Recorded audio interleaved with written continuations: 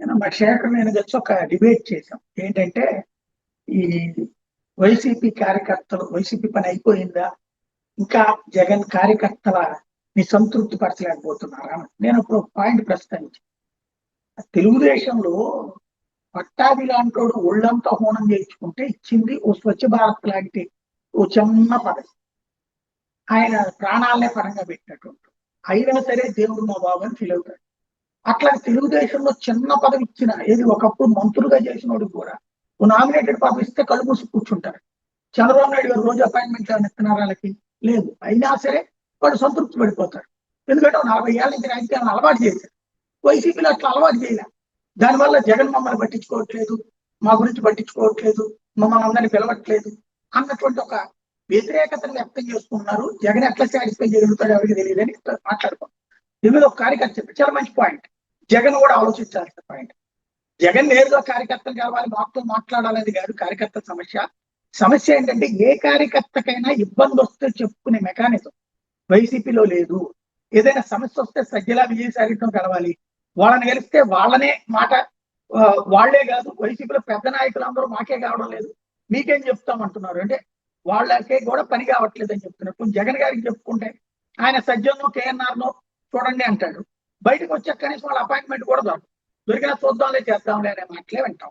ఇక ఎమ్మెల్యేల మీద నాయకుల మీద కంప్లైంట్ సరే సరే, అలా పట్టించుకోరని ఎమ్మెల్యేలు కార్యకర్తలను పట్టించుకోరు, ఒక్క పని చెయ్యరు. జగన్ పట్టించుకోకపోతే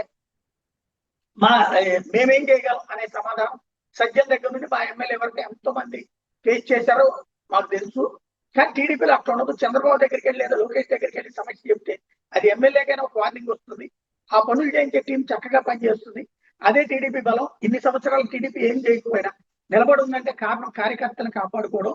ఎవరైనా చనిపోతే వాళ్ళకి సంబంధించి ఇన్సూరెన్సులు, ఇల్లు సంపాదనలు, కార్యకర్తలు అధికారులకు టీడీపీ బిళ్ళ చూపించండి, చేయకపోతే తాట తీయండి స్టేట్మెంట్స్.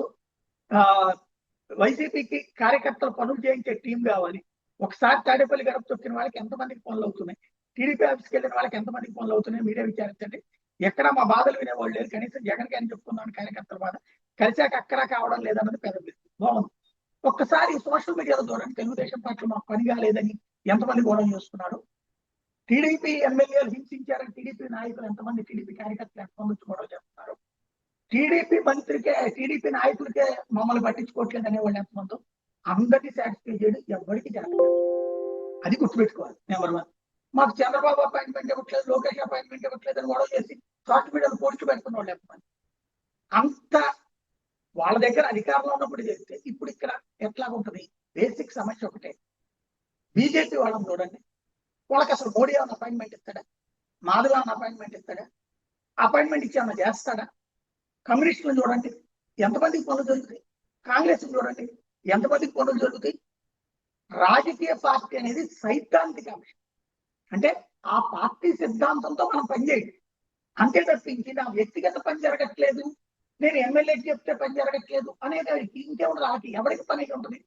నాకు తెలిసి 50-60 ఏళ్ళ నుంచి భారతీయ జనతా పార్టీలో పనిచేసిన కార్యకర్త కనీసం 10 రూపాయల పార్టీ నుంచి వచ్చాడు. కాంగ్రెస్ పార్టీలో అయితే కొంతమందికి ఉంటుంది, అక్కడ కూడా ఏ పదవులు దక్కనోడు గోడెత్తుకుంటారు. ఫస్ట్ రాజకీయం అంటే పదవులు సంపాదించాలా, డబ్బులు సంపాదించాలా, పనులు చేయించుకోవాలి. అధికారం ఉన్నప్పుడు అనుకునే తత్వం ఉన్నంతసేపు ఆ జగన్ ఎవ్వడు కాబట్టి